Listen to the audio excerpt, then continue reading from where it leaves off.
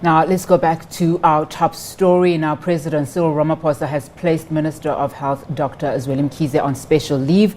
Minister of Tourism Mmamoloko Kubayi-Ngubane will serve as acting Minister of Health until further notice. Now, let's take this further. We are joined on the line by leadership expert, Professor Mazwe Majola. Professor, thank you so much for your time. Now, after much speculation, Health Minister Dr. Zweli Mkhize has now been placed on special leave.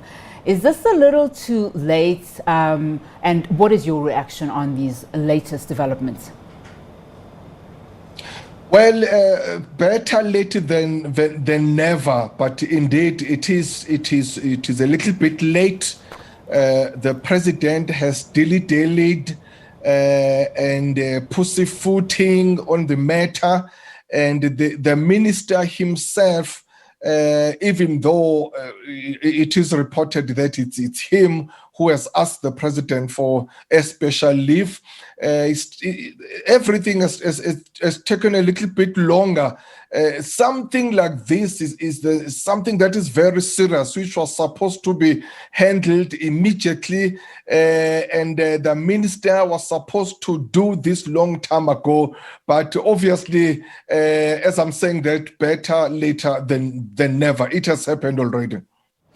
Now, I'm not sure if you saw the Portfolio Committee of Health that was held recently, where members expressed their utmost dismay at the minister and in fact, in terms of how he had handled this entire situation, including, in fact, the DG of Health when they were meant to appear before the Portfolio Committee, saying that there is no transparency within the committee itself and also within the ministry. How do you think that the minister has handled this matter personally, given that he is implicated at a time that this country is going through a pandemic, and him being the Minister of Health?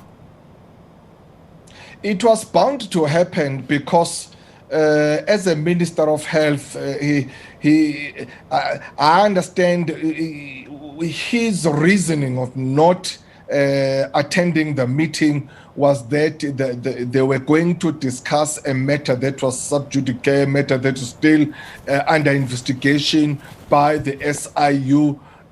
But unfortunately, he was picking and choosing the events and activities and functions to attend, because what he needed to do was to step down or took a leave of absence immediately, so that he would not attend this one and not attend this one. Because what happened is it was like he's choosing what to attend or where to go and what not to do. And there was a level, it displayed a level of disrespect and arrogance towards the parliament, which was very unfair as a very senior member of parliament and a senior member of ANC and a senior member of government. Now, the minister is also preparing himself to appear before the ANC's Integrity Committee. The committee has in the past been accused, as you know, of not enforcing accountability. Will we see some action taken against the minister? We've also just heard after the National Working Committee meeting from the Deputy Secretary General saying that the ANC welcomes the fact that the minister is prepared to appear before the committee. Well, he will appear before the Integrity Commission, and that is commendable. But unfortunately, as you know, that what the Integrity Commission does is just to give the recommendation, and it does not really sanction that someone or dismisses someone. It's a president that does that, judging on what the minister has done, I wonder if he will abide by whatever outcomes or the recommendation that will come out of the commission. So the president himself, unfortunately for him, that is waiting for the SIU report, and also that does not show a good leadership. Yes, we are not saying the president must be impulsive or impetuous when he does things, but obviously he would have asked the minister long ago to take a leave of absence while he's dealing with this thing. We are not saying he should have dismissed him at a time, if obviously because he wants to have good reasons and good grounds for dismissing him. But what he needed to do, just to give him a leave of absence so that the minister should not be distracted and defocused on his ministry and on his work, because he's leading a very, very critical and very important ministry during this time of COVID-19 pandemic.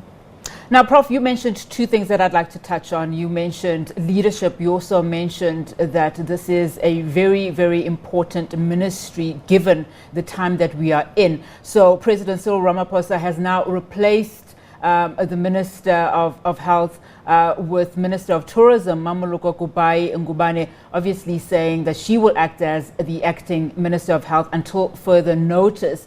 Given the deficiency in terms of leadership in the government, do you think that she is best placed to take over the baton? And as you've rightfully said, that this is a very sensitive time for the country. Do you think she's best placed to take over this department at this crucial point in time? Well, I don't think so. Obviously, unfortunately, Minister Mmamoloko is not a medical practitioner.